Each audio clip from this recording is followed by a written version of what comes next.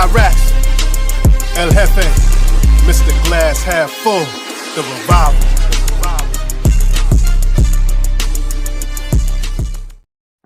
Man, I just want to say shout out to our brother Ransom for hooking us up with that theme song for us, man. But you guys know what this is. Peace and blessing is your boy, Eli Rax, a.k.a. Vibes. And welcome to New York Revival, where it's not just sports, it's entertainment. And I'm here with my brothers, man. You guys know who this is, man. That's Mr. Glass Half Full, and that's Spee, if you nasty. Man.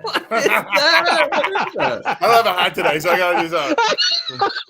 Every time I watch, I look at his screen on purpose all the time to see what he's gonna do, and I die laugh. I'm not gonna lie. Shout out to me, man. And I'm here with my brother El Jefe, aka White Jersey, aka Blue Jersey, aka Damn it Daniel, man, aka Douche, aka everybody in the damn world, Professor Clump, everything, man. He is here tonight, man. And welcome to New York Revival, baby. Thank you for spending your Tuesday night with us. Hit that thumbs up, subscribe, get in this comments. You guys could be on this show tonight. And man, this has been a while, man. We've been on a hiatus, man. And we're finally together, man. Let's go around the room for the people. I feel like they haven't heard from us in a minute, man. What's been going on with us, man? And I'm going to start with El Jefe, man. What's going on with you, baby? And get your beers out, please. We had a little break. Cheers, everybody. At home. Cheers. Actually, we're all at home, but you know what I mean. At home, we're in the studio. Oh, no, you're not. Vacation Spiro is. We'll talk about you. Go first, well, yeah, we took a small break after the season, right? Just to regroup. The season is it's hard out in these streets for these content creators, pumping out episodes every week nonstop. But we love it. It's the best kind of work there is. Yeah. But we just needed to do a show tonight. We needed to get back in the saddle. It's not the same without Eli. Eli's been taking care of business. We are truly nothing without Eli. I just feel that way. He's right. Lies, I tell you, lies. With a tripod. But it feels good. Tripod, baby. Tripod. Also, like this thing just reminded me when Spiro's doing this in the intro. You know, I keep using this it's like a 6-second video of like just a random sequence of things that Spiro did. He did it one time. I'm gonna try and do a side-by-side video and copy it. It's so hard to do. I don't know why. He's like. That was all off the cuff too. Flawless. It's flawless, man. I don't know how he does it. Coolest 6 moves ever put together. It wasn't practice. It's just all off the cuff. First take. That's what they call me. First take Spee. So First take Spee. I like that. Yo, I swear I'm gonna say that from now on. Here, come on, if you're nasty. It's first take Spee right now. That's what I like to hear. First take Spee. But Spee, man, how was your week, brother? Yo, cool, man. Listen, if it looks a little weird, if there's something crazy going on, I'm in my in-laws' room in Florida right now. So your boy's on a little bit of a vacation. It's a little work vacation for this week. Vacation tomorrow, next week, going to Disney. His second week of vacation. Yes, I'm second, right? Round 2. What do they call it? Snowbird? They go down to Florida all winter. That's gonna be me. I'm staying out of Jersey. But I'm chilling out here. Got a little bit burn going on. So if you see a little sweat, it's because I was out just cooking in the sun yesterday. But I'm here on a Tuesday because I want to be here with my boys. I want to be here with my Giants fans because we got some shit to talk about here. Let's get serious here. And we're putting an end to our Daniel Jones drinking game because we have lots of information and we'd be blacked out if we did. Let's prepay. Let's prepay because we're going to talk about it a lot. Hey, this is very. I drank it. I drank the whole thing. Drink some more, drink whatever's left. And Chris Gross, yes, I wore sunscreen. It doesn't matter. I'm white as hell. So, your boy needs to get burned first to get tan. All right. E, how you looking doing, great. You're looking radiant, man. Listen, for me, man, I've been great, man. I've just been trying to lay low, man. Try to get my Twitter to lay low a little bit from the show. No disrespect, of course. I love my guys, man, but the guys understand. I just need to recharge. I need to regroup, man. Because after that long season of, man, we put in work. We put in blood, sweat, and tears in this thing. Just to have that little bit of a break, man, and just reset the mind mentally, man, it was awesome for me, man. So, I just spent time with the family. You didn't miss anything on Giants Twitter. I'm back with a good time. I'm back with a good time right now. But listen, my ears were to the streets. I was just kind of, just taking a break. But I was the fire hydrant. I was watching the streets. These Twitter streets. You get what I'm saying? But that's what I like to hear. Shout out Chris, man. You already know what it is, man. This is our guy. That's our guy right there, man. So shout out to that, man. But guys, the link will be up, man. I want you guys. Yeah, you already know. Pinky up too. Pinky up too. You know the vibes. Pinky up too. You know the vibes. You know what I mean? But yeah, man. But yeah, that's what pretty much it. But guys, the link will be in there, man. I want to hear from you guys because this is an important show. We got some Giants news, man. Daniel Jones, man, a lot in these streets. First, we're hearing $35 million, and we were all like, hey, team-friendly deal. We'll be back. Now we're hearing he changed agents, and he is now asking for, and speculation, $45 million. Now, let me tell you guys, he dropped his agent, went from CAA to Athletes First, man. And we guys know the records of Athletes First. We know they signed Dak into that big deal, etc., and all these other huge quarterbacks. So I just want to go around the room, man. What is your thoughts of him actually finding a new agent at this point? And I'm going to start with Spee on this one. Man, it's tough because it could go both ways. You know, you could say, hey, he was trying to he's thinking maybe CAA was going a little too hard, wanted to rein him back in and wanted to work with Giants more. Or he didn't think CAA was doing enough. And he's going Athletes First. So when they got Dak, he's like, all right, an average quarterback like Dak can get that much money. Maybe I can get some too. But, man, in your mind, you think, you know, you're hearing these numbers, 35, 45, 40, 45. You're thinking, hey, he's going for the bag, man. And off of, you know, we all like what DJ did this season, but it was his first really above average season in possibly his career, maybe call his rookie year above average as well, if you want. But it was an interesting move when negotiations are getting hot right now. And there's a rumor out there that CAA might have put out that 45 number to kind of throw a bomb into the whole thing and kind of like, just cause chaos. Maybe it's a rumor, maybe it's a little truth. I wouldn't be surprised if either. But man, 45 is that's some like all pro, like top 5 money. And that worries me. I love DJ, but 45 really worries me. It's all about how it's structured. So let's not get ahead of ourselves. It could all be speculation, but 45 is too rich for this guy's blood. And I have high cholesterol. We can't afford that shit. So I don't think the Giants can afford it. And I don't think I can afford it either. So I don't know, man. That's my take. It's too rich for my blood. I hope it's not right. Hefe. Yeah, it's definitely a negotiation move, right? Like nobody on this planet thinks he's a $45 million quarterback, not even his agent. Like, let's be honest. Like they're throwing that out. Shoot for the stars. Like, I work shoot for the stars, aim for the move. Right? There's a starting point, and then there's a place where you'd be happy with. And this is a starting point from their side. But that number keeps creeping up, man. And while I do want DJ back, because I love the quarterback that I saw down the stretch. I love the quarterback that I saw against the Colts and Vikings when we needed wins. That dude, he was that guy, right? He was the guy we wanted to see all along. But it's not a blank check situation for me. No. Okay, like because you did it 1 year and you didn't even do it the whole year. Because I remember after 4 or 5 weeks into this season feeling like, damn, like there are plays out there. Like we're winning games, but there's a lot of big plays out there and he's not seeing them. And then as the season went along, we got the injury bug, and then all of a sudden it started to click. Isaiah Hodgins comes along. We have wide receivers that he's at least familiar with. They're not great talents, but at least they have some continuity there. And I saw DJ playing confident. I saw him getting out of the pocket when he needed to. So I love that guy. And of course he shows up right before payday. Like this is so Giants.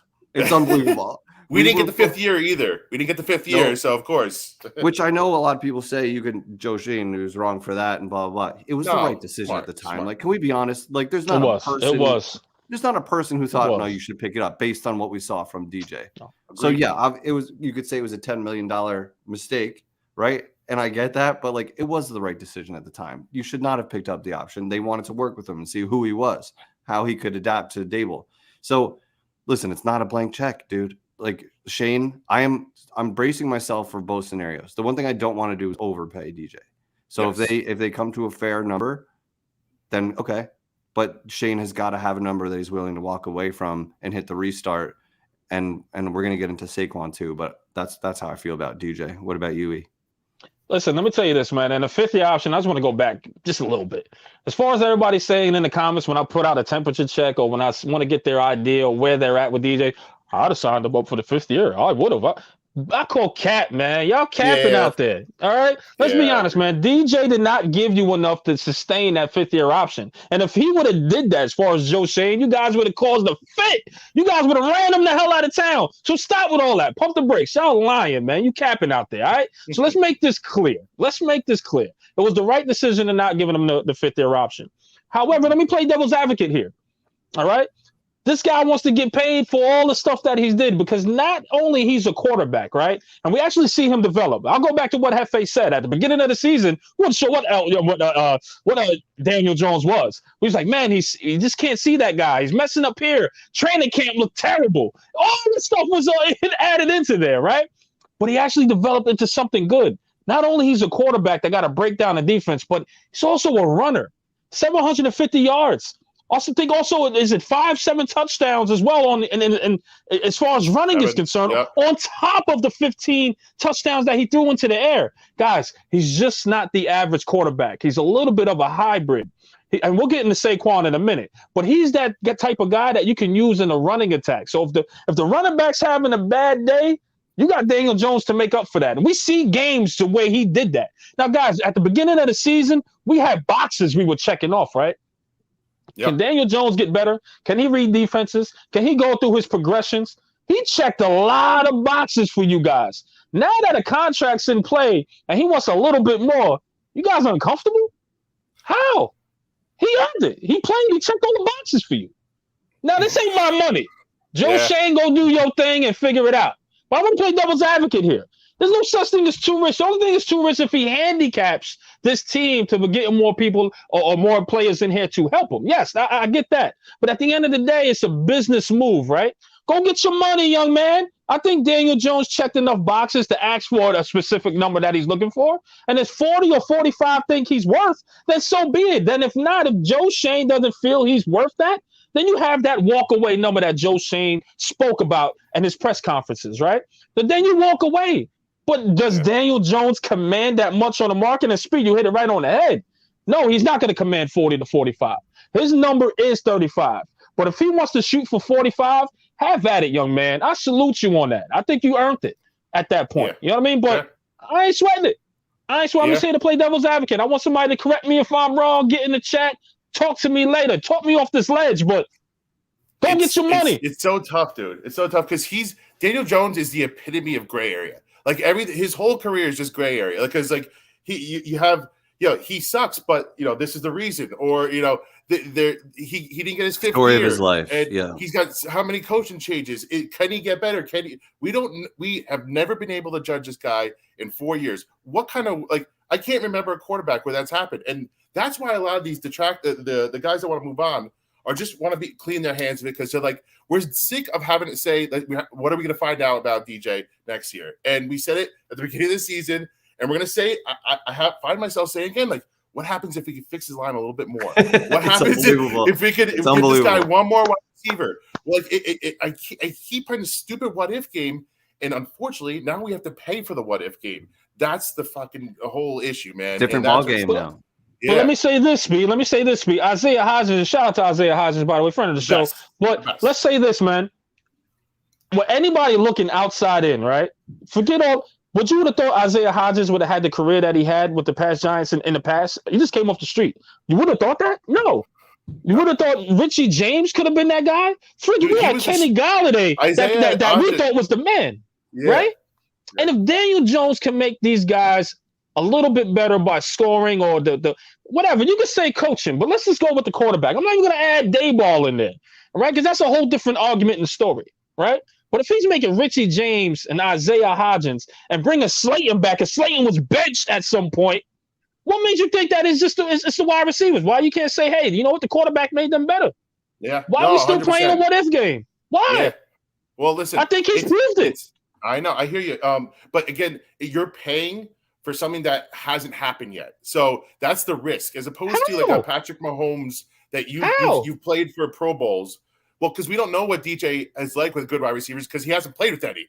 So you're just and they still made it to the first round of the playoffs. No, Sweet. Yeah, I hear you. Right? I hear you. Listen, I'm playing the devil's advocate to you now. I'm just saying what everybody else is thinking. So the worry is you're paying for projection. Like we're assuming you get this guy wide receivers, you give him some more time, he's going to bump up to 25 plus yards, 25 plus TDs, keep the running going. And, that's in our minds, that's why we want to sign him back. But the other people are like, that's a risk. If you're paying this guy 35 plus, he's got to be competing for division titles. He's got to be, he's got to be competing for a Super Bowl. That's that they want to pick it up a notch when you pay that guy that money. That's the thing. He is not a draft prospect project anymore. You give him that bag and the expectations go way up and the noise gets way louder. If he completely all but eliminated turnovers. Like he was best in the league at that. So there weren't the explosive plays and the gaudy stats and the touchdown passes. That wasn't there.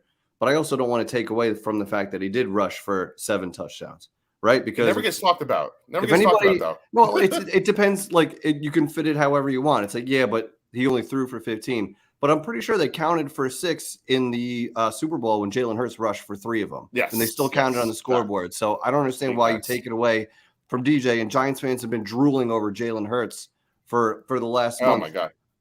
When he's an Eagle at the end of the day, like I see blue and green. I see blue and green. That's it. There's another thing you guys are freaking losing your minds about as far as that. Is this because we're critiquing Jalen Hurts? Listen, at the end of the day, he's an Eagle. Oh, my God. He's an Eagle with Giants fans, That's guys. what I see. Stop. Can't talk shit. You know what? Don't talk shit. No. I'm sorry. Let me say this, man, and I'm going to keep it real, man. And that's something I only talk to my guys about off the side. But I'm going to talk my shit today. Y'all motherfuckers be champion for shit just because of the skin color. Let's cut this shit out. All right, let's just look at the talent. No. We're gonna go there because I'm gonna go there. All right, but let's cut it out. All right, y'all rooting for the guy because of the skin color. I get it. Salute. I get it. But man, at the end of the day, this is made to be fun, not no race war. All right, so let's figure this out, people. But we'll have another conversation. I'll go a little deeper into that. All right, but Jalen Hurts, guess what? He's an Eagle, and I don't like him. It's that simple. It's that simple. But he's here for a fantastic player, sure. Yeah, he's green. Sure. But there's nothing wrong with talking shit. There's nothing wrong with that. Tagging my guy El Jefe about this, man. What's wrong with y'all? Some race. What's wrong with y'all?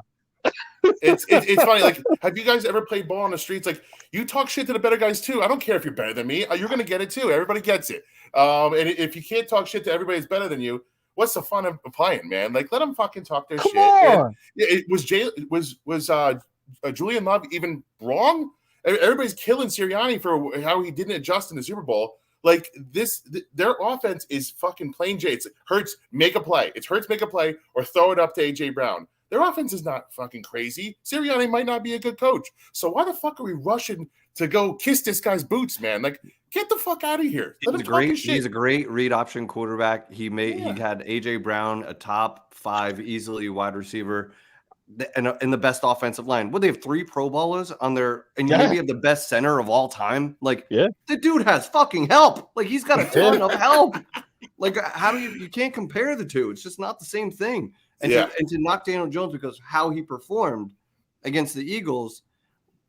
Look at Daniel Jones has one offensive lineman that's worth a damn. Like, Evan Neal is a project. That dude was bad this year. You have Andrew Thomas. Like, it's not fair to go up against the Eagles defense with 70 sacks on the season and say DJ sucks. He couldn't get it done in Philly. Like, Jesus Christ, guys. Like, come on. So let me just say this. Let me just say this about, and let's bring it back to Daniel Jones. And one thing I've tweeted about earlier in the week, I don't understand why we are using this franchise tag number as the starting point to his contract. In my opinion, why are we not using it as the ceiling? You want $45 million? Good luck, man. We're signing you to the franchise tag, and you can't do shit about it.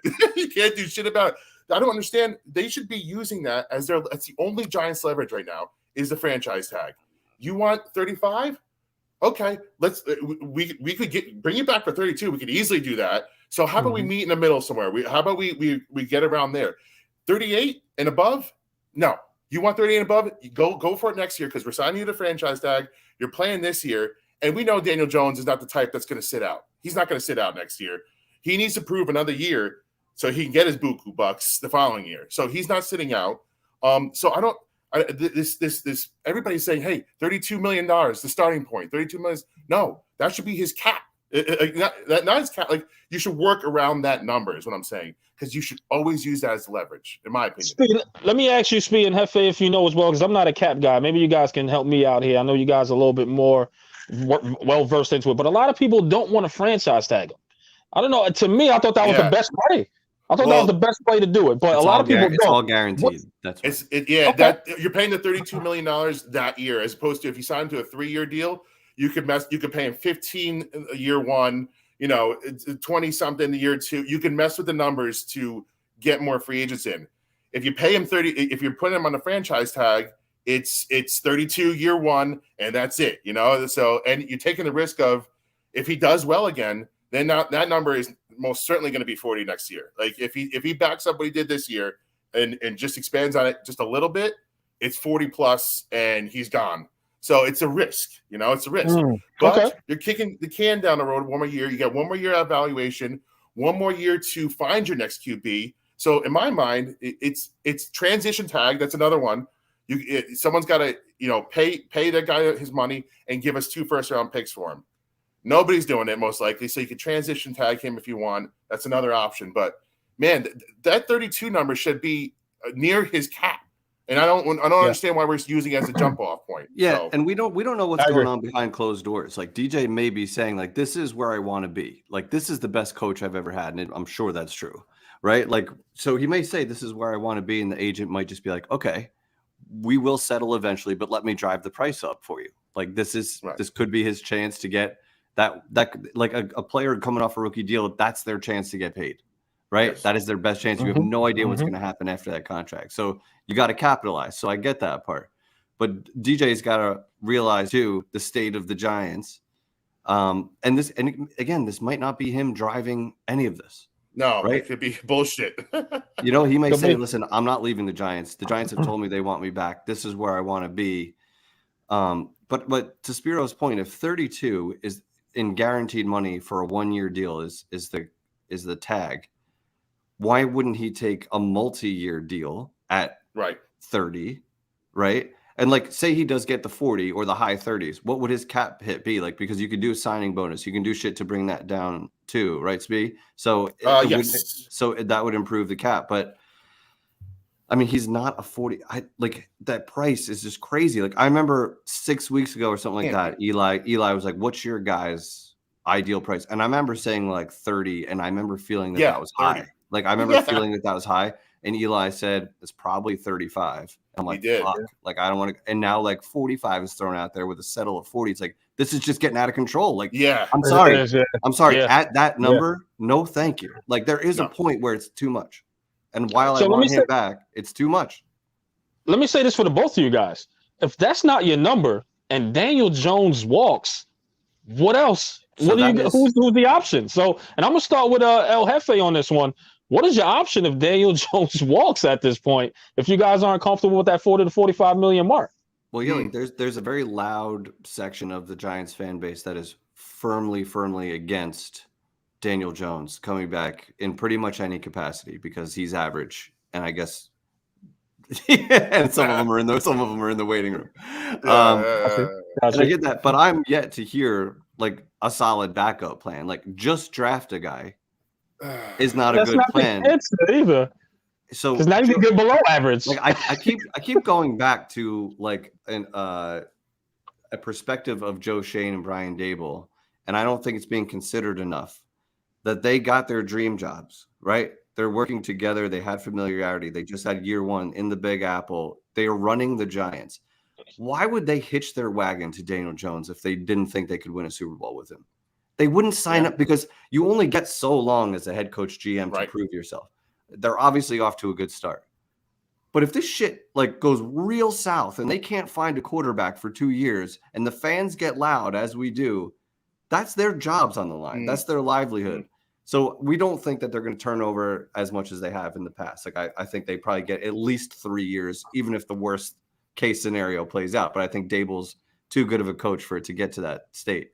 Right. But why would they go after Daniel Jones this hard if they didn't think they had their guy. They wouldn't do it. So I feel like you have to respect that. And if they wind up paying him more than you would pay, keep in mind you don't work in the NFL, and they do. So give them a shot at building their team. And just the other thing is we can question it, but they don't seem to give this a chance of working. Like they're not giving it any percent chance. And granted, you want better than 50% odds of it working out when you're dishing out that much money. But it seems like it's a foregone conclusion that if they pay him, we're fucked. Yeah. And nobody's giving it a chance, and that's what's weird to me. As like you're supposed to have fun rooting for your team, and last year was the most fun we've had in a decade. So like, let's you don't have to blow it up. If they think they can build on this, let them build on it. Like we're Giants fans. That's all we are. I'll tell you what. Yeah, go. Sorry, go. No. I want to turn it over to you, man. Who was that guy? $45 million isn't exactly like who's the bridge guy at that point. If you think about it, okay, so I'm just gonna play devil's advocate. I'm gonna what I hear in the streets here is that you get a guy like if Mariota gets released, if that's one of the big options. If you get Sam Darnold, you can get Jacoby Brissett. None of these names are gonna or nobody's gonna like these names. But the theory is you're paying them at least $15 to $20 million less. You in theory could then pay some offensive linemen. You can get a linebacker. You can get another guy. You improve the rest of the team while having average quarterback play, which a lot of people have presumed that that Daniel Jones played last year. They think he played average, slightly above average, but they think Dable brought that above average out of him. Mm-hmm. So the thought process is, if Dable can coach Daniel Jones up, he can coach up Brissett, he can coach up Mariota, Sam Darnold to do at least what Daniel Jones did last year with an improved cast around him, and you're saving money to sign your Andrew Thomas's, your Xavier McKinney's, there's other guys that have to get paid. That's the thought process. I'm not saying I agree with it, but if you give it Daniel Jones the $32 million, then it gets harder to sign everybody else, So if you ask for 40, it's damn near impossible, because even if you start fudging the numbers at that point, you can only do it so much. Like he's going to get this big average, and you're going to have to pay it at some point. So it gets tricky, man. It gets tricky. So that's the thought process there. But Brissett, Darnold, and Mariota, those are the names, and they don't wow anybody. I know that. No. So you know what? I mean, to be honest with you, if Daniel Jones walks, right? He walks out. He's not the guy. He's too rich for our blood. Then I think Giants fans need to prepare themselves for one crappy season. You know what I mean? Yeah. Maybe two. And you can't complain because most of y'all got your wish. You didn't want the quarterback at that price, so therefore you won't. You can't be upset if the Giants are like 3 and whatever. You know what I mean? Of winning 4 to 5 games for the next 2 seasons till they figure this out. Because when you look at the draft, Richardson isn't going to be there by the time the Giants picks, right? Unless they give up the house, right? Then you have Hendon Hooker that could be there maybe a second or third round. Well, I say third, but he might not even be there in the second, or somebody's going to take a shot on him. You know what I mean? He's probably going to be gone. People are desperate for quarterbacks, man. They reach all the time. They're going to reach. So, guys, I understand you want to draft a guy, but this isn't the deepest class of quarterbacks anyway. You know what I mean? So are we prepared if Daniel Jones walked to everyone shutting their lip for a second and just letting this rebuild play out at this point? Because that's what's going to happen. We're going to wind up losing a lot of games till we get a higher draft pick, and most of y'all get what y'all want at this point. You know what I mean? So, this is the theory. Who knows? This is the theory. Like you lose 4 games and you put yourself in position to get your big guy. Caleb Williams is the guy. So and here's the other it's side. A risk, though. It's we've done nothing but lose. Yeah, I respect that. We had a taste of success, and you don't want to go back to the loser. No. There's no right answer here. There's no right answer, and I see both sides of the coin equally. But listen, what do you want to do, right? Yeah. What do you want to do? We're in this business to win games, right? Do you want to lose on purpose? No, you just had a successful season. You want to try to match it or beat it, right? It's all about wins and losses as a coach, right? And as a GM. Your success is judged by your wins. So let's imagine if Daniel Jones walking, they don't got their guy and they're losing. That's their job, man.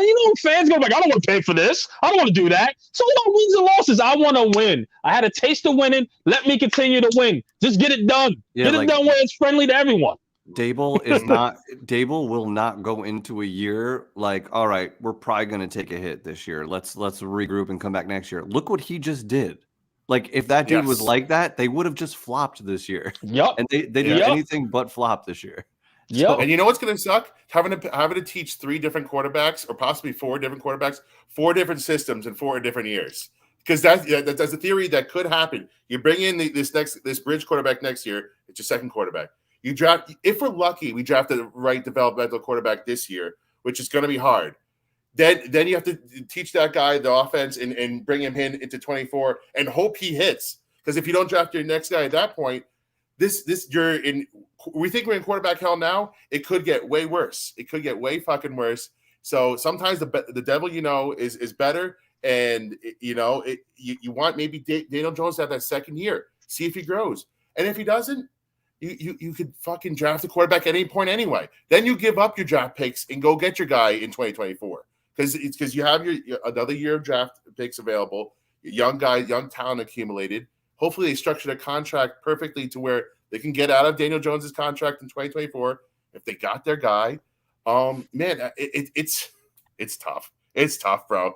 The devil is a bitch right now, and he is all over this fucking place, man. He is all absolutely. over this place. So let's say this, man. We're going to bring in a couple of callers, guys. Yes. What I want you to do, unfortunately, we got to keep it a little bit short because I know the lines are a little bit full. So here, guys, I just want to bring in a Daniel Jones, like a naysayer, and a Daniel Jones supporter. I want to bring in those guys and just have it hash it out on the show. So we're going to flip through and see who's a naysayer and supporter. We're going to ask you the same questions. What is your thoughts if Daniel Jones leaves? And is 45 too rich for your blood? What would be your cap number for Daniel Jones? So let's bring in the first caller, man. Who we got, man? El Jefe? He was the first tier. The first tier. Look at that. Look at that. Let's go. Let's go. Break it down, brother. Break it down. Oh, you're muted. Oh, you're muted. Oh, you're muted. Oh. No, you're muted. You're muted. No. Take the mute. The mute. The mute. No, you're muted. Yeah, you're muted. Yeah, you're quiet. We lost it. Oh, the momentum.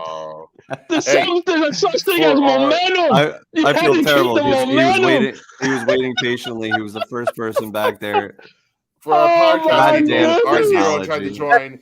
There he is. Hey. All right. Let's go. Redo that. Rewind. Let's go. Retake. Let's go. Finally, RZeroB has come back to New York. Revival. Yes, let's go. Now he's off. He's off. This is what we do here. For anyone, hey guys, thanks for having me on. Have a good day. Have a good one. Thank you, RZeroB. Appreciate you, man. Listen, RZeroB, of course, man. We're gonna ask you a couple questions, and then of course we keep going because I know. First, are you a Daniel Jones supporter, naysayer, or are you in the middle? Let's ask that question first. For anyone who doesn't know or is not on Twitter, why don't you let them know? I am an A. I'm an A on Daniel Jones. I'm an A. 45 million, absolutely not. Absolutely not. Look, I would, when it comes to the tag, I would be okay with the tag. There's a way that the tag would work. I think right now what the Giants are probably going to do is going to use the tag to play chicken with both Barkley and Daniel Jones and say, hey, which one of you wants to go first, or I'm going to tag you. And I think out of those two, I think Barkley would probably cave first and be able to get a deal done with Barkley because I think he wants to be here. When it comes to Daniel Jones, I don't know if Daniel wants to be in New York anymore. And I'll tell you why. He got the 5th-year option decline. He got booed over the last couple of years in the stadium. He got booed when he went to the Yankees game. Then there's all of this stuff in the beginning of the year. You hear the end game, like the end interviews where Barkley was like, I want to be here. I want to be a Giant for life. And then Jones is like, I don't know. It's a business. He was getting teary-eyed, this, that, and the third. I don't know if he wants to be here. Now, I know that there were reports that he wants to go ahead and get $45-46 million a year. And you know what? Good for him. Like, go and get your money. Careers are short. Get paid what you need to get paid. But I think that was coming from his agency. You don't change agencies this close to free agency if you plan on trying to negotiate and take a lesser deal. You're going to try to go and get as much money as you possibly can. Now, there was a report today from Rossini that said that he's a high priority. This is what I think is going on. The Giants reported that today, that they're making him a high priority. His side is reporting that he wants to 45 to 46. The reason why they're doing that is because they want to make it look like when the deal does not get done, that we tried, but Daniel didn't want to be here. Shane is so playing chess. It's on him. They do that all the time in sports. We tried, we wanted him. He just didn't want to be here. He left you guys. He abandoned you, but don't worry, we'll fix it. And so, but in regards to that, like, I don't see. Look, Daniel did a lot of good things this year. He was able to maneuver through the pocket a little bit more. He got more comfortable. He was able to use his legs. He did some nice things this year. To me, I don't see something that a guy like a Hendon Hooker or even an Anthony Richardson wouldn't be able to come in and do. I think Anthony Richardson is more than capable of throwing for 2,500 yards. I think he's more than capable of throwing for 15 touchdown passes. I think he's more than capable for throwing for running for 700 yards. Let me say this. So if we can't draft those two guys, right? Mm-hmm. Who else? And Daniel Jones leaves. We can't sign Daniel Jones. He doesn't want the franchise, or whatever the case is. Let's just say we can't get him back. Who else? Who else would you go get to bridge that gap there? I think you Spiro hit it right on the head. You look at a guy that you can kind of mirror the same type of offense. A guy like a Marcus Mariota, a guy like a Jacoby Brissett. Marcus Mariota, he played 13 games this year. He had 2,219 passing yards. He had 15 touchdowns, 9 interceptions, and he ran for almost 500 yards. So you could very easily go ahead and almost dead on to exactly what Daniel Jones did. You look at Jacoby Brissett, who played in 16 games, 2,600 yards. He had 12 touchdown passes, and he ran for almost 300 yards. Two different styles of player there, because I think Jacoby Brissett is more of I'll extend the play and I'll pass it. He's not necessarily a runner, where Marcus Mariota is a guy that you can go ahead and you can run with and design plays, QB powers, QB draws, stuff like that, because that's who he is as a player, and he can throw the football. So, and I look at the Bills and the way that they ran their offense. They want a quarterback that is able to do both. They want a guy that's able to throw the football, but that you can use in the running game, which is why I think they like CJ, but I don't think CJ Stroud fits what they are going to do here. CJ, I think, can run. CJ Stroud is what I'm talking about. I think he can run when he needs to, but I think he's more of a passer. Same thing with Bryce Young. Guys like Hendon Hooker and guys like AR, I think, are built to where they could do both. You can run them, and even Will Levis. Well, Levis, I think you can do both. You can have design QB runs and they can pass. But I think with Hendon Hooker and AR, where they played in the SEC, going up against the teams that they did, I definitely think that they can compete in this division. And the last thing I'll say is, I have a lot of faith in my coach and my coaches that no matter who is playing the quarterback position, that they will be able to make that person, if they could shut down one side of the field and make Daniel a one side of the field read, they can do that for anybody.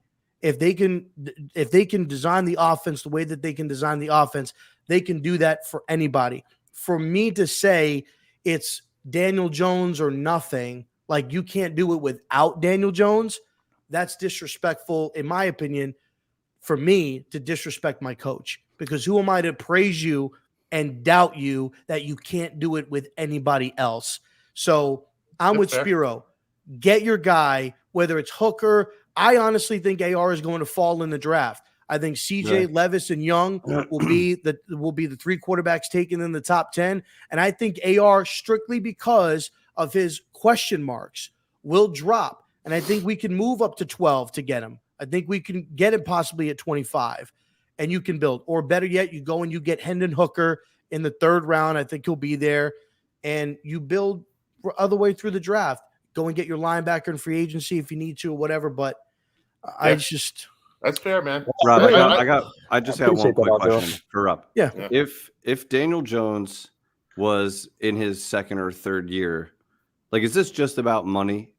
In other words, if it was his second or third year, we wouldn't really be talking about getting rid of him, right? No, it's strictly look, the time of the clock is expired, and now it's time where you actually have to pay. I was referring to somebody, talking to somebody today that said you could do the Kansas City model like what they did with Alex Smith, right? But the quarterback market was different then. What you're trying to do is you're trying to do a model that was 10 years ago today. It's no different than if you own a business and your business is to bring in product. And 10 years ago, I was paying X amount for product and I was doing supply and demand. But now the price of the product has gone up and the demand has gone up. So now I cannot spend the same amount of money that I spent 10 years ago and have the same amount of product and be able to distribute that product to the same amount of customers. I'm going to run out. You have to adjust your model and what you're doing. So to be able to say that you could do the Kansas City model of what they did and be able to go and do that same thing, I think is wrong to do, because the cost of the quarterback, the market now is way more advanced than what it is now. But if he was in his second year or his third year, no, I don't think that we would be saying that, because you still have potentially 2 years of cap control where now it's pay or it's nothing. And so I think the tag is the option, but I personally think if they're going to tag him, they're going to trade him. And a spot that that's a whole nother comment. Hey, we don't got time for that. Keep an eye on Carolina. See, you just fucking throw that little thing in there at the end, and just explode the whole conversation. But Rob, we love you, baby. Thanks for coming through. Thanks for jumping on, dude. The realist out there, we love you, baby. And listen, see, Revival is all about inclusive, right? Rob, it doesn't matter if we agree or disagree. We want to hear from you. You're our boy. Of course. And we love you. So I love you guys too. Keep fighting the fight out there, okay? Listen, I ain't got these guns for nothing, baby. I ain't got these guns for nothing. Let's go. All right, brother. I love you guys. Be good, okay? Peace. Real quick, I want to just speak on what he said real quick. Oh, sorry. So there's the two things he mentioned, AR and Hendon Hooker. AR could go, Anthony Richardson could go anywhere from third pick in the draft to 35th to 40th. And a Hendon Hooker, we don't know when he's going. It's a huge risk to just assume that we're going to get one of these guys, and that's a risk you take. And then it puts all the pressure on 2024 if you don't get that guy, and then you have to get that guy in 2024.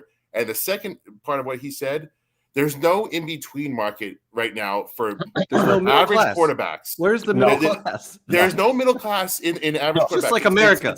Yeah, it's facts, dude. It's either you gotta overspend for you gotta overspend for a Dak. You're either rich or you're poor. That's it. Yeah, it's bullshit, man. They need to reset that market. He is a $30 million guy. Just fucking pay him that money and then reset that whole market, man. And they should. I hope they stick to their guns. But that's all I want to say on that. Thanks, Rob, for coming through, man. But let's get somebody else in here. Who we got? Yeah, all right, Sarge has been waiting. We want to hear from Sarge real quick. And Eli, I like the way you started this off with RZero. Sarge, are you a DJ truther, trasher, or fencer? Truther, trasher. Well, Speed kept talking about the devil, so I figured the devil should show up. There we go. So, Sarge, I'm going to say this, man. I'm going to ask you the same questions. Daniel Jones, what is your walkaway number? What would you sign him for? And what if he leaves? What do you have to replace Daniel Jones, man? I'm going to make a lot of people disappointed. Is my walkaway number? My walkaway number is less than 30. Oh, okay. My walkaway number is 28. Like, that was going to be your fifth-year option, 28. You did okay, kid. You had a halfway decent year, but you're not worth $45 million. You're not $45. I mean, $45. I would totally pay. I would totally pay Daniel Jones $45. I will too. Yeah, but no. Okay. I'm not going above 30. Is it a money thing for you? Is it a money thing for you strictly, or it's money? It's his talent. It's money. It's production. It's like he had probably his second best statistical year of his career this past year. I would say it was better. I liked this year better than his rookie year. Well, that's because he was flashy his rookie year. Well, there was a lot of touchdown passes, 7 turnovers a game. But yes, I mean that's what the counter argument is to that. And then he also missed time because he got hurt. And then this was the first season he was healthy all year. And I don't want to franchise tag him. I don't. We've got 45 million before we start restructuring and cutting guys and playing with the cap. And I'm not ready to give him that giant chunk of money guaranteed. And I'm sure Entertainah will come in here and talk about how Rob and I are both crazy. And you know what? You're exactly right, Chris. I'm nuts. Nobody's debating crazy. that. Nobody's debating that. Yeah. I'm not debating that. That is not the damn devil. Debate. I am not paying this man more than $28 million a year. So let me ask you. I got one more question for you because there are so many people that are loud and angry about this, and this is supposed to be fun. That's what we're supposed to do. That's what we're supposed to do. We're supposed to be loud and angry because we didn't win the Super Bowl, so we get to be loud and angry about everything. But what is your question? Damn, I had a good question too. It'll come back to me. The edible kicked in. Oh yeah. Okay. I got it. There it is. Say that. You just gotta throw the pinky down with the other hand. If they do, you don't want to pay DJ. Say they do it anyway, and they don't listen to you, and they give him $35 million a year. Are you gonna be like salty watching this guy play, or are you gonna be like, "Fuck it, I lost that one. Let's go Giants"? Because I feel like some people are just gonna wait for him to fuck up and say, "See, that's you know what I mean?" and Instead of like that's rooting for your team. And see, that's the thing there's an old saying that you root for the logo on the front of the sweater and not the name on the back. Yes. The name on the back don't care. Going to change. That's the thing. The names on the back are always going to change. You know what? If they want to pay him $35 million, it's not coming out of my bank account, so I really don't give two shits. Fair. I mean, this is I know what I would do, but that's the reason that I, talk shit on the internet, and I'm not a professional NFL executive. You're in a safe space. You are. This is an underrated comment here from Bill, is that if it is 35 to 38, that is going to be QB 10 to 15. Basically, in a couple of years after the Burrow's going to get paid. Herbert's got to get paid. The thing is right. Burrow has been to the AFC Championship, but he's going to get 50. He's going to get 50, and he's going to get. He's going to get 50. Jalen Hurts is going to get the bag. Good, another guy. Joe Burrow is going to get the bag. Justin Herbert is going to get the bag, but we don't get that kind of production. Out of our current quarterback. You have mid stats. You should get a mid paycheck. Yeah, well, that's the way it is. Well, and 38 million, 45 million is not mid. You know what? There was a point in time when Eli reset the market, and I think it was only like 20 million at the time. But there was a minute where Eli was the highest paid quarterback, and that was. But let's not forget too, right? We're talking, but you have to look at it in like a broader sense, right? There's the micro view and the macro view, right?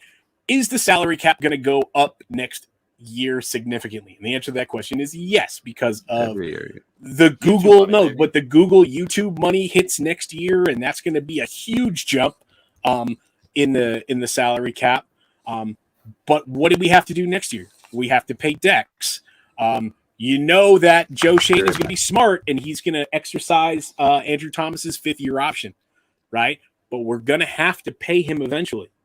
Right, we're going to have to pay Xavier McKinney because Joe Shane and Brian Dable have said we want to grow in house and we want to keep our guys and grow our guys and pay our guys, but that's something that's going to have to come at that time. Fair. I agree. Yeah, what's up, $38 million a year either.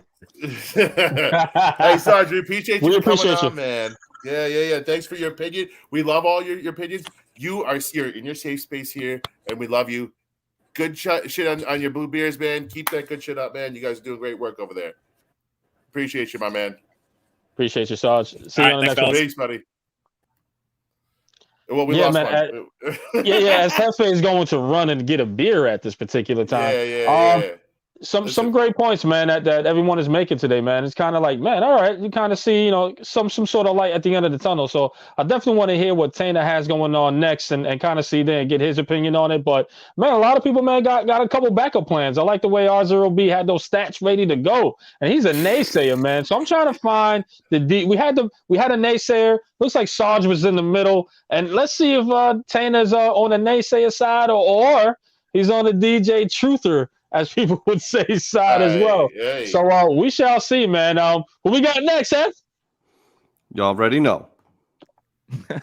Welcome to the Entertainer, talking sports. What's going on, brother? What's going on, man? Good to see you guys, man. How you guys doing? Oh, man, it's great, man. It's great to see you, man. Listen, I see you out there in these Twitter streets, man. I see you going in.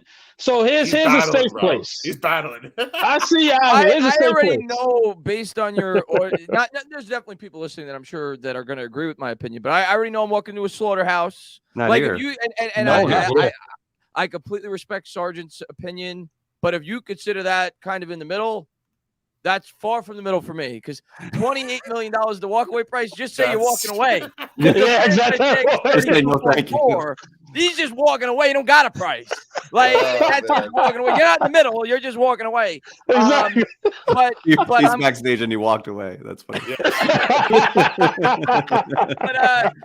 But I'm gonna give what I think. Yeah. And if you're anti-DJ, you're gonna disagree with me. That's fine. But I'm going to give you what I think is a good line of reasoning for bringing him back. And listen, I agree. I heard Mr. Glass Half Full, who I love, Mets fan, always love talking Mets with you. I heard you saying that Daniel Jones is a $30 million quarterback. He probably is, but that's not what the market says. And and you have to pay guys based off the market. It's like, when you're working a job and the guy that works your job, you say, does he really deserve to make $40 an hour? He probably deserves to make $31 an hour. But because of the qualifications, because he's been working there longer than you, he gets $40 an hour where you get $31 and you're doing a better job. The market says $30 million doesn't exist for a starting quarterback in today's NFL. Let's just be real. The franchise tag is $32.4 million. So for all these people that are living in this fantasy land, and I'm not saying you're living in a fantasy land, Mr. Glassful, but when I hear people tell me $25 million a year for DJ, $30 million a year for DJ, if you're Daniel Jones, what's the incentive? If I'm Daniel Jones, I say, screw it. Give me the 32.4. Even if you don't want to sign me the next year, I play good enough and I put you in a position where you pick at 24th again, you got to franchise tag me again for 38. Suddenly I got $70 million fully guaranteed. I got $35 million a year. So he ain't signing for 30. He ain't signing for 28. Daniel Jones is going to get at a minimum $35 million a year on average on a contract extension. I said this. I said it, man. That is the floor, or he's going to get tagged. The tag. And we all know. Or the ceiling. And we all know the negative to the tag. The negative to the tag is we have $44 million in cap space. Everybody's excited. Season's coming up. We got $45 million to spend. We could extend this guy. We could free up $10 million this way with Galladay. $32 million gone. $10 million got to go to the draft. If you extend Daniel Jones, probably only $14 million going against the cap year one. And when people hear these numbers, I already know what's coming, because Daniel Jones is going to get a very high number. I don't think it's going to be a tag. I think he's going to get a multi-year extension. I think he's getting 5 years. I think he's getting close to $190 million. I think he's getting $38 million a year. I think he's getting $190 million. I think he's getting 5 years. And people are going to hear that number, and they're going to be, oh, my God, the world is ending. Yeah. That's a steal. I'm going to take you back in time. Let's go back. I have frequently compared Daniel Jones to the Kansas City Chiefs. I have frequently compared what they're going to do with Daniel Jones potentially to what the Kansas City Chiefs did with Alex Smith. And I hope that Daniel Jones evolves into Pat Mahomes. I hope we don't have to take that swing for Pat Mahomes. But obviously, in the back of my head, I realize that's a very realistic possibility. As this team grows, as this team improves, as we have a Super Bowl roster, you go and get your Super Bowl quarterback. Okay? And that's always been my stance on Daniel Jones. He's not a Super Bowl quarterback yet. I want to give him 2 or 3 more years to see if he can become that Super Bowl quarterback, man the fort as I build the rest of this team. He's the guy before the Keep guy. you competitive, change the culture, Yeah. make players want to come here, shit like that. I'm going to take you back to the Chiefs. When you look at these numbers, don't look at it by the number. Look at it by the percentage. That's what I heard. When That's where I was Alex going Smith signed with the Chiefs, he signed for $17 million a year. You say, oh, my God, that's nothing. In At the time, 2014, the salary cap was $120 million a year. That was 14% of the salary cap on a per-year average. If Daniel Jones signs for $36 million a year, it's 15% of the cap on average. So it's basically the same thing from a percentage standpoint. You're signing an Alex Smith contract that the Kansas City Chiefs did for 4 years as you built up the team, and they seem to build the team just fine. They got Travis Kelce, and that's without void years, by the way, which as this salary cap goes up, say it's a 5-year contract, you space out the money, 5 years, $190 million. Okay, I'm going to add a void year 6. I'm going to put $10 million of that 190 year 6. And you say, I don't want to put $10 million towards the cap year 6. Year 6, the salary cap is going to be $370 million a year. You're going to sneeze at $10 million. Put a $10 million void year 6, put a $10 million void year 7. So suddenly that 190 is 170. Suddenly that 5 years 190 is 5 years 170. Now you're talking $34 million a year on average with 2 void years when the cap's going to be $400 million. So it's nothing. That in 7 years, $10 million is going to be a backup defensive tackle. So that is the way that they are going to facts all over the place. And I've been warning people that it's all off season, and people have been fighting me all off season. When he signs the contract, I'm going to let Talk, Chris, talk. Let him know. Talk, Chris, talk. Let's go. Let's talk your Let's go. Listen, I don't know what y'all did, but y'all pissed Chris off. And this is exactly what I expected, because he was like, oh, I'm talking. And I'll let him rock. We're going to let him rock. Hold on, let me drop that talk your ish again. Drop that drop one more time. Talk I lost it. your Listen, man. Tanner, and I'm going to ask this question because I asked everyone here that walked. If Daniel Jones was to walk, which I highly doubt as well, they're going to sign him, all right? But that's besides the point. We're just speaking hypotheticals right now, because that's what everybody does in Twitterverse, all right?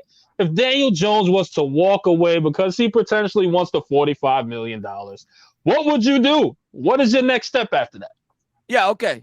So that's what a franchise tag is for. If you're Joe Shane, you could think the way that I think, and that's the way I think he's going to think. But you still say to yourself, you're not bullying me around.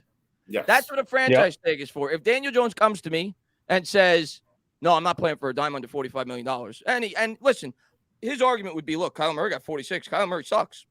That's what he'd say in so many words, right? And he's going to say, Russell Wilson got 49, blah, blah, blah, blah, blah. Joe Shane's going to say, no, we're going to fairly compensate you. We're going to give you $38 million a year on average. We're going to give you big bucks. But if you're coming at me with 45, Daniel, here's your choice. I'm going to tag you before the tag deadline, and now you have all offseason where you can't negotiate with anybody else, where you get to decide whether or not you want to play on a $32.4 million contract guaranteed, and you go into the year, if you regress in play, suddenly you're Marcus Mariota, you can't find a job. Suddenly you're Mitch Trubisky, you can't find a job. So you have that option, or you could gamble on yourself, you could play on the tag, and if you play great, then we're going to have to pay you $45 million a year next year, or we're going to tag you for 38, and we're going to do the same game all over again. Or I'm going to give you more job security. I'm going to give you $38 million a year on average. I'm going to give you a $190 million contract, 185, whatever the number you want it to be. I'm going to give you 100 guaranteed. You're going to get a 3-year commitment, and you have job security. There's your options, and Daniel. You get to stay with Dable, who's the best coach. And you get to stay with Dable and continue to grow as a quarterback. There's your answer. There's your options, Daniel. If you want to gamble on yourself at 32.4 to make a couple of $6-7 million more a year on average next year, and if you get hurt, it all goes up in flames, have at it. Yeah. That's fair. Listen, he came with the facts. That's all I wanted today. Okay, wait. The facts. Go ahead, Mr. Glass Half Full. We talked about Daniel Jones enough now. What about the other guy? What about number 26?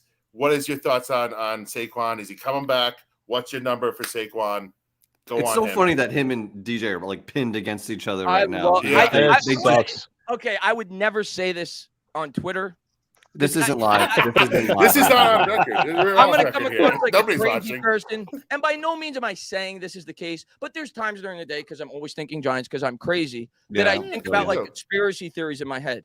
And this is a very like rare circumstance. I think we could all agree on this. where the two best players, or at least like the two faces of the franchise, are both free agents at the same exact time. Yeah. And the thought that went through my head today, and I'm not saying this happened.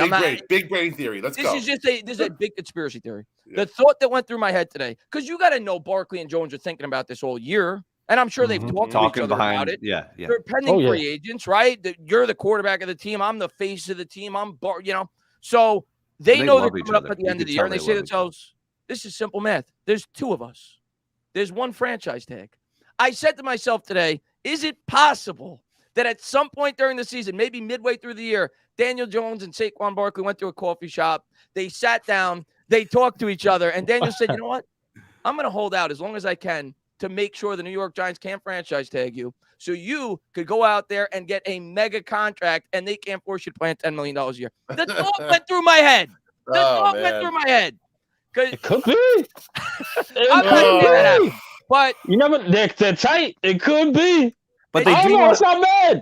I'm assuming they want to play together, though. Like the way these guys are saying. I think they want to play together, but I think we also know that players look out for one another, right? Of course. Of course. You know what? I'm a conspiracy theory nuts. Theorist nuts, I guess is the word. I don't know, but I agree with that. You said it right. You said it right. I'm nuts. I'm nuts. Yeah. But I say it could be. They are very close. They're very tight. That could be the case. It's not far-fetched in my opinion. I don't know.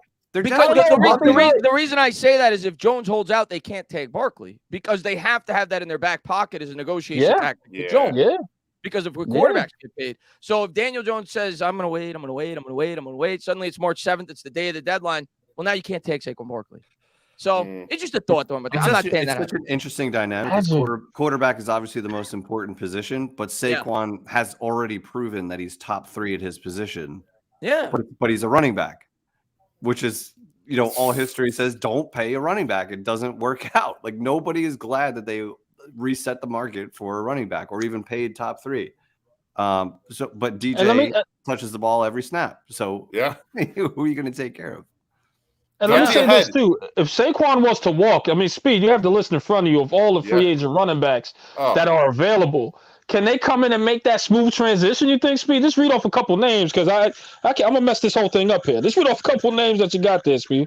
No, listen, you could go at the high end of the market. There's David Montgomery, there's Mostert, there's Jamal Williams, Rashad Penny, Kareem Hunt, the 2022 rushing champ, Josh Jacobs, and these guys are all going to make in the $12 million range. They're not going to be asking for $14 million. There's Pollard. Thank you, Doug. Tony Pollard, another guy. So that's working against Saquon right now. You have a stacked free agent class, and by all there's draft nuts out there, more draft nuts than I am, that are saying this is one of the deepest RB classes in a long time. You can find your RB in the second through fifth rounds. So all these things are working against Saquon, and you could use that as leverage. And a lot of these guys, and say, I think RZero's probably right. Pollard and Jacobs. Okay, so take him off the list. That's why I didn't even say him. I think he might get tagged, and they might get rid of Zeke, so that that clears some way for him. So that's working against Saquon, and there's the old 27-year-old down the hill after that theory. And I think Saquon's a freak, but listen, there's only so much money to go around. If you sign Daniel Jones to this big contract, can you fit both in and still make the team better? That's the question. I guess my bigger question is, do you see both in blue in 2023? Saquon Barkley is my favorite Giant. I love Saquon Barkley. I friggin' love Saquon. He's my favorite Giant since Eli Manning. I don't think he's going to be back. I don't think he's going to be back. Wow. Yeah. And I got to speak with my mind more than my heart a lot of times when I give my opinion on the Giants. Like my heart says, give this guy whatever he wants. I want this guy to be a lifetime Giant. I want this guy to be in the ring of honor. Saquon Barkley's 26. Yeah. And if Saquon Barkley expects to get the money that Christian McCaffrey got, Christian McCaffrey was 23 when he signed that extension. 3 years younger, and he wasn't coming off an ACL tear. Yeah. If I'm the Giants, I'm drawing that line in the stand like Shane reportedly has done. $12 million, $12.5 million a year, right. or you go elsewhere. And Saquon Barkley's going to get more elsewhere. The Chicago Bears 100% are going to be willing to give Saquon Barkley at least $14 million a year. Chicago Bears have $90 million of cap space. They got Justin Fields. They're trying to build around a young quarterback. They want to get him as much help as they can. You think about that dynamic with Barkley and Fields in the backfield, they're going to give him $14-15 million a year. You're right. The Bills might get, I don't know their cap situation, but it's like if Barkley comes back, he's coming back at a discount. Let's put it that way. And if I was Barkley's agent, I'd call him a moron if he came back on a discount. Because this is your one shot. Get paid. Yeah. This is your one shot. You're going to break down at 29, 30 years old. I agree. Yeah. So if the Giants aren't tagging him, which is what has been reported, we'll see how accurate that is. But if he's not being tagged, unless the market's going to be much less than I think it's going to be for him, like if he comes back for 12, if he's willing to, if he shops around and the best deal he could get is $12.5, $13 million, he'll come back. But if he can get $14-15 million a year, he's gone. I don't think he's coming back with the New York. I agree. This is gonna be a fun offseason, huh? It's gonna be fun. We got answers coming within a month. There's the other side that says, Saquon Barkley was the reason that we got a lot of these wins early on. Can DJ now pick up the slack if you go another way when Saquon's gone? That's going to be the other side of the coin here. And it's a valid question because we haven't seen, Saquon was a huge part of the reason why DJ got to this point. Yeah. Granted, there was no other people around. It was Saquon and DJ, and that was the offense. So, that's going to be the other side of the coin. And I think personally, you could build a better running game if you let Saquon go. You sign a guy for $5 million less. Maybe give that to an offensive lineman. Then you draft you draft a running back. You sign a cheaper running back, and you have just as good of a running game. And there's not much of a drop off, and DJ could work with that. So this is like this is just a fantasy plan, but this is like a plan I could envision them having this offseason. You sign DJ to that contract we talked about. It only goes, say, 13, 14, 15 against the cap year one. You free up money by extending potentially Leonard Williams or Adoree Jackson. You cut Kenny Golladay. Like, you free up enough money to make Leonard Williams seems open to that already. Yeah, Leonard Williams seems open to that.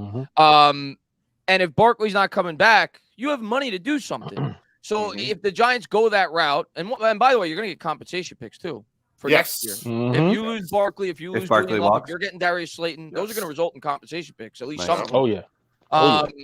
But for this year, the option that you have is you could explore the trade market for a wide receiver.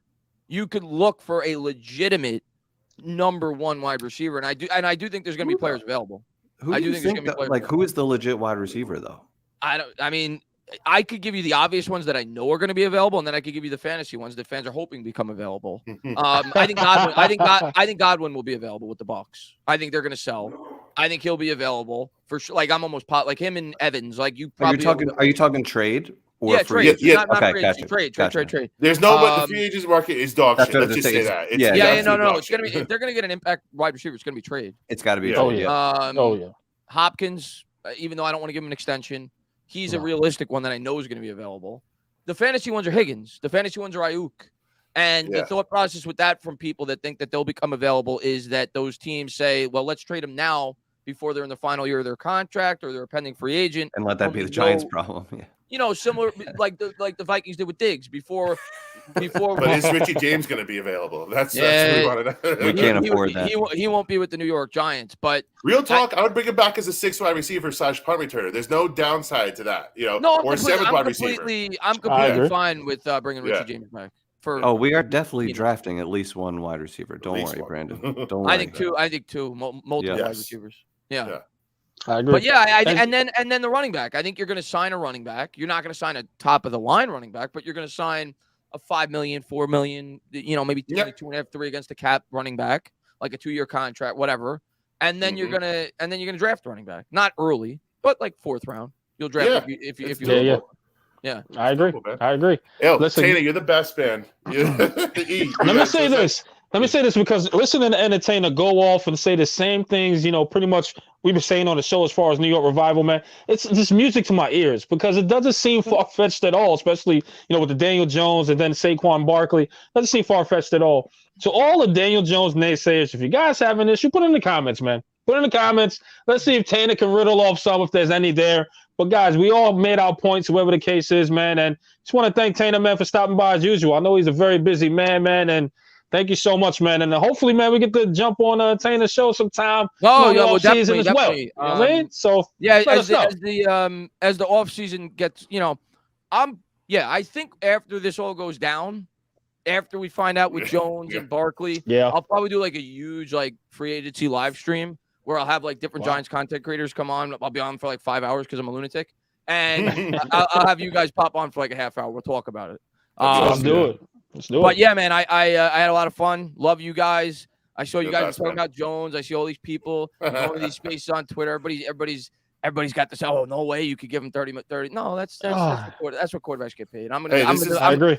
I'm going to defend that position. He's not 45. Space, he's not 45, but he ain't 30. 30 ain't a starter anymore. It's just not a guy that you know is going to be a starter for 2 or 3 years. And if you're the Giants, you got to respect this guy a little bit. You can't just be like, oh, we're going to give you a Mariota contract. No, he's going to say, get the hell out of here. I'll go sign with Washington for $35, $37 million. So they got to give him what is fair market value. You don't want to exceed that, though. So, and I don't think Shane will. I think he's going to give him between $35 and $38 million a year. And they'll structure the contract in a way in which I said that'll be responsible where you can still build the team. I appreciate that. I couldn't agree. Alex Smith. And if you see, like the Chiefs beat the Eagles because Andy Reid, like Patrick Mahomes, obviously, but like his touchdown passes were scheme touchdown passes, right? Like guys were wide open, and that's Andy Reid. Like he was setting up things, and like that is an advantage I think the Giants have with Daboll is they have that kind of coach that will see things and adjust at halftime, and like that's the advantage where you can have if they believe in Daniel Jones, think Alex Smith, build. And then if there's an opportunity, go get them. I gotta react to what Rob said. Would you have said that before the season started? Of course not. Of course not. Exactly. What is that? Of course not. No one would. No one would. Today's price is not yesterday's price. We all know that. Rob. Let's circle back. Would you have said that Jalen Hurts should be the highest paid quarterback in football before the year started? Because he's going to be. Bring me in here. Bring me in here. Let's go. Let's get in there. Now we got him. Chris, gloves on. What did he? I got my finger on the mute button. Okay. All right, let's go. Go. Let's go. Tess, can you hear me? You're good. Okay. Sure. What did he do this year to warrant $38 million, where in the beginning of the season he wouldn't have been worth $38 million? Let me ask you, Rob. Mariota just last year got a bare minimal deal being going to be a starter. Let me ask you this. Hold on. Go ahead. Hold on. Let me ask you this. Okay, so there's about, I would say almost, you would agree with me on this probably. I would say about 35 to 40% of the starting quarterbacks in the league right now are on their rookie contract, right? We can agree on that, whether it's a rookie, whether it's a guy in his third year, fourth year. About 40% of the starting quarterbacks in the league are on rookie contracts, right? Yeah, because 11 out of the 14 teams that were in the playoffs were on rookie deals. Yes, so we'll say that. We'll say 40%, which only leaves 60% of the pie, which means that there's only 18 quarterbacks that are not on rookie salaries. So if you're like the 18th highest paid non-rookie salary quarterback, you're like at the bottom of the barrel. If Daniel Jones signs for $37 million, he's the 9th today. That's before Hurts. That's before Herbert. That's before Burrow. That's before potentially Geno Smith. That's before potentially Derek Carr. That's before he'd be like 18th. He'd be like 15th, 16th by year 2 of the contract. So that's like the bottom of the barrel for a starter. So my question for you is, if Justin Fields was in his contract year this year and he needed a contract, would he be worth $35 million, $38 million? If the Bears felt he was worth bringing back, that's not what I asked. I said, based on what you said, it being the market, how when he had 1,150 yards on the ground, he had 2,200 yards through the air. He threw for almost the same amount of touchdowns and almost ran for the same amount of touchdowns. How is he not worth $38 million, but Jones is worth $38 million? Is this fantasy football? Because Justin Hurts' career record is 5-20. He's got 0 career games where he's thrown for over 300 yards. He had 2 games last year where he threw for over 200 yards. I get the guy could run. I get the guy's got potential. He's 5-20 as a starting What's Jones' record as a starter? Daniel Jones in his all right. He played 16 games in the regular season this year, in which he went 9-6-1. And his last 3 starts before he got hurt the year before, he was 2-1. So in his last 19 starts with a well below average roster, Over the last Daniel 4 years, Jones- what's his record? Over the Joe last Judge. 19 starts, he is 10 last 18 starts, I think. Whatever. I mean, I'm not gonna blame Joe Judge And in those because games, he's beaten Herbert was on the He's verge beaten of making Aaron the Rodgers. playoffs last He's year with a beaten bad head Lamar coach. Jackson. What? I said I'm not going to blame Joe Judge for not making the postseason because Justin Herbert did it the last 2 years, almost did it last year, 1 year. and did it this previous year with a bad head coach, and he almost All made right, the so playoffs. let's clear the record. It's 21 and 31. That's what it is. He's 21 and 31. Career. But He's been he's been a lot better lately. So there you clear So he's that. got a up. losing paying off his record. first 3 years. You're paying off of what he's done recently and what he's projected to be. So let me say this, Rob. You think the guy in Chicago is better than Daniel Jones? That's what you're saying at this point? Right now with the eye test, the stats, I get all that. But do you really think he's honestly and I think Chicago has not to say a little bit of a better roster, right? But they do as far as receiver help and etc., right? They have a worse receivers. roster than we do. They have better receivers, right? That's what I'm saying. Absolutely not. I don't think they do. Rob, I got a question for you. Tell me one wide receiver on the New York Giants that would warrant the number 32 overall pick in a draft. Name Number one. 32 overall pick? That's what Chase Claypool. Yeah. That's what they gave up to get Chase Claypool. Yeah, but the reason why they gave Chase Claypool that was because of what he did the year prior. They valued him as a near first round pick wide receiver. Tell me one. If But the is he worth Giants said that? all our wide receivers are available today, the most you're getting is like a 6th round pick. But is he worth that? All right, we got He's Claypool. worth any more than what the Giants got. Claypool. But here you Hold on. have Richie James, who was ranked number 1 in the NFL with 50 or more targets on catching percentage. He was ranked number 1. You had Darius Slayton, who had over 700 receiving yards. And if Isaiah Hodgins was there the entire year, he would have had 80 receptions for 1,000 yards and 10 touchdowns. All you're telling me, Rob, is that Daniel Jones elevated all these crappy receivers. Yeah, because he's throwing him for 5 yards. All He's you're throwing telling me is 5-yard that passes. Daniel Jones took Richie James, who the 49ers didn't want on their team. He took Isaiah Hodgins, who the Buffalo Bills didn't want on their team. He took Darius Slayton, who barely made the team, and he made them productive receivers. But when you look at Justin Fields and what he to Eli's question, when you look at what Justin This is your last Fields point, did Rob. This this is your year, last point. yes, when you look at what Justin Fields did this year in year 2, and it's almost the same as what Daniel Jones did in year 4. Yes, Justin Fields will be a better quarterback than Daniel Jones. He has a higher upside than Daniel Jones. We're talking about their value right now. Their value right now. Dan Jones has more value than Justin Fields. Like, if you were going to trade Daniel Jones, what would you trade him for? What would he be? I get this question all the time. And that's impossible for me to answer because the truth of the matter is Daniel Jones is much more valuable to the New York Giants than he is to any other franchise because of his knowledge of the system, because of what they know of him in terms of his work ethic from within the building. I don't know what other teams would value him at, but I know I know he's valuable for the Giants. But if you can say that he's worth 38 because that's what the market is, you can't neglect the fact of what he would be worth to another team if that's what the market is. If another team is going to give Daniel Jones a 2nd-round draft pick because that's what he's warranted, I think you could get the same draft pick for Justin Fields. You can get a 2nd-round pick for Justin Fields. You're probably right. And if Justin Fields gets better, he probably has a similar record to what Daniel Jones had 2 years through his career. Daniel Jones a little bit better, but about the same record. If he gets better and he has a really good 4th year, by the time he's a free agent, he's going to get $50 million a year because the market only goes up, Rob. All right, good. Hey, listen, that's it. Good fight. This was great. This was great, man. This is a good fight. Listen, I love you, Chris. You know I love you. You know I love you. I love this. Now, guys, if you don't understand, this is what New York Revival does, man. This is a safe place for everybody that want to debate right here, respectfully, too, man. And shout out to my brothers here, RZeroB and TheEntertainah, man. And we appreciate you guys. This is great content, man. So if anybody want to do that, just DM us, man. And Chris, man, I'm on the fence here. You guys got me. Listen, I don't know what to think right now. Listen, right? there are great. I don't know what to think.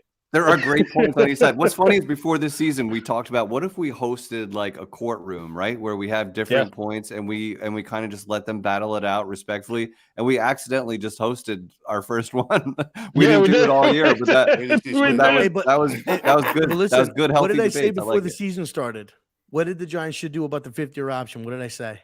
Yeah. Well. All right, here's the. All right, I'm going to knock that. What did I say? I'm having fun tonight. Bonus round. I am going to knock that theory out of the water because you hear that. First off, Joe Shane would have been out of his mind to give him the 5th-year option before the year started. Daniel Jones was coming off a spinal injury. Okay, you didn't know if he was going to be able to play a full season. Yeah, so and he was bad. He been out of his mind. But he was bad. And he didn't have production. But for people that say, "Oh, Joe Shane blew it," could add him back for $22 million. What are we hearing right now, Rob, about Daniel Jones? What does he? And I don't think he thinks he's worth this. He's shooting high. But what are we hearing right now? What Daniel Jones thinks he's worth? $45 million. So let me ask you this, Rob. If Daniel Jones had the same exact year, which I could only assume he would have had they signed him on the 5th-year extension, why would he have played on $22 million? He would have held out. You would have had to give money anyway. No, but I know I agree with you. Giving him the 5th-year option was not the move. I would say at this point, I think he's earned that money back. Oh, he's worth more than that. Yeah. $22 million is almost like it's like fringe backup quarterback. It's a market that like doesn't exist. You need to have me. You need to have me on your show so we can debate this for like an hour. All right. No, only on Revival, baby. Only on Revival. On Revival. Okay? Well, because you guys got to go, families, everything. I can do this for hours. You guys do it already. He's there all day, every day. Let's go. I do it all day. Absolutely. Rob, guys, thank you, buddy, for coming. I appreciate y'all. Thank you, guys. Beta, you're the best. Have Love fun. you guys. Thank you. Let's go Mets. Have a good one. Let's go Mets, baby. Be good. Let's go. We're gonna talk bets, Tana. Yeah, we'll talk later.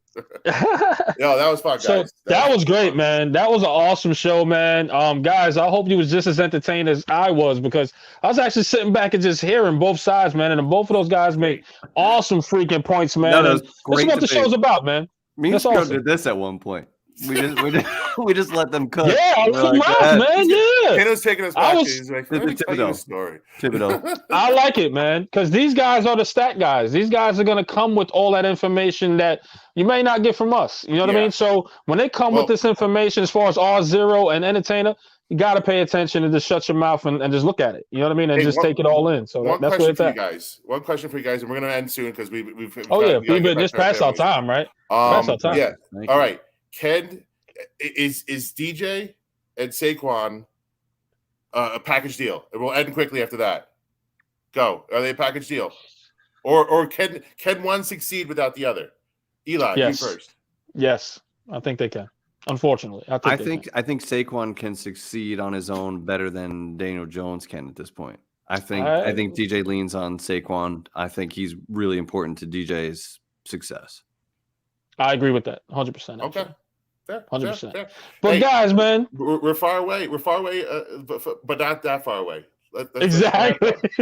So, guys, we just want to thank you, man. It's our first time back. We took some weeks off, man, and we wanted to refresh. And what a way to come back with this show with an all-star lineup with these guys waiting in the lobby to call and talk. So we appreciate you guys for tuning in, and thank you for spending your Tuesday night with us. Please hit that thumbs up so the notifications can go out. More people can actually view. Don't forget to shop your New York Revival gear, man. Yes. You know, the link is on Twitter if you guys ain't with it. We got a Facebook. We got Twitter. We got IG. We got everything for you guys to get this here going. And of course, right here at the bottom, guys, you know where it's at. Copy your New York Revival merch, man. And once again, thank you, man. And it's your boy Eli Rax, aka Vibes, man. And on behalf of my brothers, Mr. Glass Half Full, and that's Spee if you nasty. And my brother El Jefe, aka White Jersey, aka Blue Jersey, aka Damn It Daniel, man. And we just want to thank y'all for spending your Tuesday night with us. Where it's New York Revival, where it's not just sports, it's entertainment. Y'all be well. Blessings. Love y'all. Cop some merch. Love you.